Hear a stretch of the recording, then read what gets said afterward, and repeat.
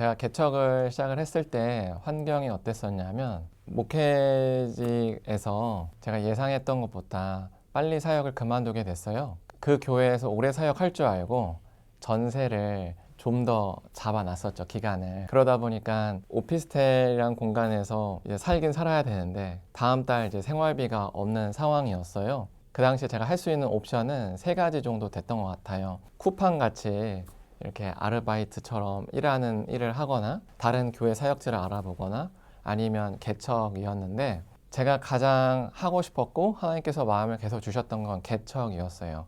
근데 가장 현실성 없는 것도 개척이었어요. 당시에 다음 달 생활비도 없고 아이는 셋이나 있고 또 교인도 함께 한다는 교인도 없었고 예배당도 없었죠. 근데 제가 지금까지 살아오면서 경험했던 하나님은 하나님께 맡기면 언제나 모든 필요를 채워주셨던 하나님이었어요. 그러다 보니까 가장 현실성 없지만 그래도 가장 믿음의 길인 개척을 선택을 했죠. 시작은 하긴 했는데 돈이 당장 없고 교인이 없으니까 이게 지금 나 혼자 부르심을 받았나 또는 나 혼자 하고 싶어가지고 개척이라는 마음을 받은 건가 착각할 수도 있어서 하나님께 여쭤봤습니다. 하나님, 개척이 하나님 뜻이면 돈을 달라. 돈을 주셔야 제가 뭘 하지 않겠냐 라고 기도를 했고 정말로 감사하게도 하나님께서 여러 사람들을 통해서 그때 많은 헌금을 부어주셨어요. 600만 원 정도가 한 일주일 사이에 모였는데 생활비는 해결이 되더라고요. 그때 매달 50만 원을 사례비로 작정을 하고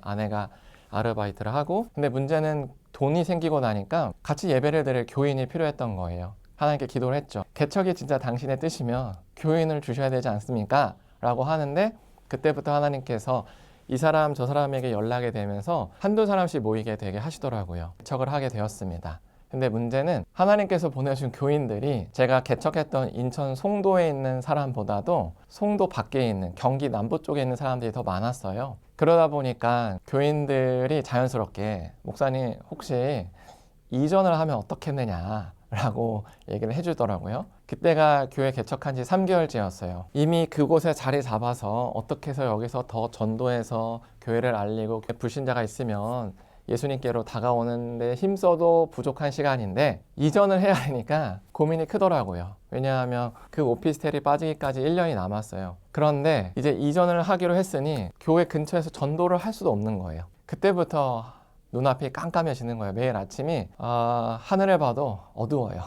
교회를 알리면 알리는 대로 사람이 찾아와도 문제, 안 알리면은 그냥 이대로 손 빨고 있을 수도 없고 그때가 이제 가장 암울했던 시기였고 그때를 버티게 해줬던 것은 말씀이었던 것 같아요. 모든 구절구절마다 하나님께서 저에게 주셨던 건 하나님께 맡기면 구원하신다라는 메시지더라고요. 이 와중에서 유일하게 할 수 있는 건 하나님 도와주세요 도와주세요 이거밖에 없었고 그래 하나님 살리실 거야 라고 정말로 그 믿음을 붙잡는 거 외에는 없었어요. 그래서 예배당을 이제 얻을 때가 됐어요. 그때 갑자기 무명으로 교회 온라인 계좌로 500만 원을 누가 넣어주셨더라고요. 너무 큰 금액에서 놀랬어요. 근데 항상 그렇게 큰 금액이 들어올 때는 하나님께서 반드시 요청하는 게 있더라고요. 성재야, 헌금에 11조를 떼라 라는 마음을 주신 거예요. 예배당을 얻어야 된다는 마음 때문에 예배당 얻고 월세 낸 다음에 남으면 그 돈으로 굳이 할게요 하나님 하고 있었거든요. 근데 하나님께서 주신 마음은 네가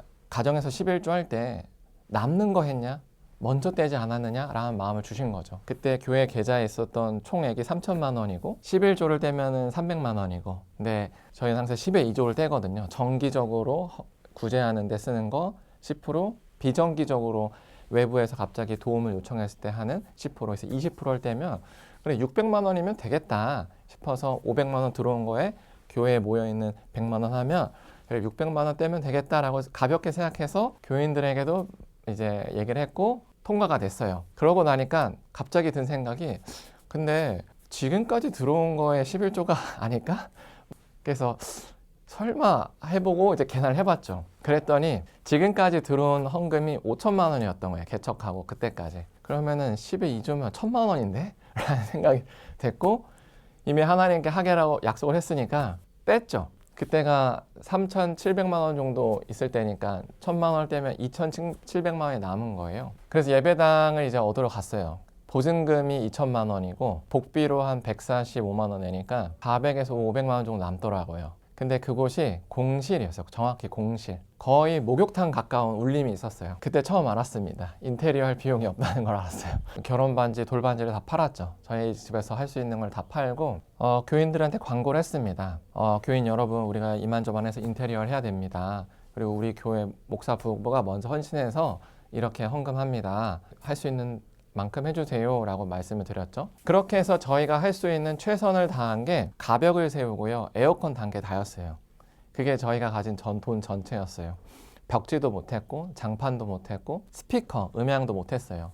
그리고 교회 간판도 못 달았죠. 근데 뭐 일단 예배당을 얻었고 이제는 가야 되니까 시작을 했죠. 아쉬운 대로 아무것도 없지만 간이 의자 놓고 합시다 라고 했어요. 그렇게 청소를 마치고 식사를 하고 있는데 갑자기 교회 계좌로 1,000만 원이라는 헌금이 들어온 거예요. 전혀 생뚱맞는 교회였죠. 전혀 예상 못한 교회였어요. 저희 장인 장모님이 섬기고 계신 교회 목사님이 자기의 그 퇴직금을 미리 땡겨다가 헌금을 해주신 거예요. 근데 그 목사님과 저랑은 사실 인연이 없거든요. 근데 장인 장모님 아마 다니시는 교회이기 때문에 목사님께서 장인 장모님의 사위가 개척을 한다니까 마음에 써주신 것 같아요. 그래서 그때 그 1,000만 원으로 음향도 하고 뭐 간판도 달고 TV도 하고 도배장판도 하고 뭐 그런 것들 한 거죠. 이런 길들을 보면은 매 순간 느끼는 건데 하나님께서는 결과를 보증해주고 가라고 하지 않으시더라고요. 하나님께서 요청하시는 것은 그 모든 짐을 지는 게 아니라 하나님께 맡기기를 원하시는 것 같아요. 그래서 하나님께서 얼마나 우리를 사랑하시고 또 구원하시기를 원하시는지 우리 개개인의 삶을 통해서 간증하길 원하시지 않나라고 생각이 듭니다. 혹시라도 개척을 꿈꾸시고 그러나 현실적인 문제로 주저하는 분이 계신다면 하나님께 현실적인 문제를 놓고 기도해 보세요. 그럼 하나님께서 반드시 그 안에서 하나님 살아계심을 보여주실 거라고 저는 확신합니다.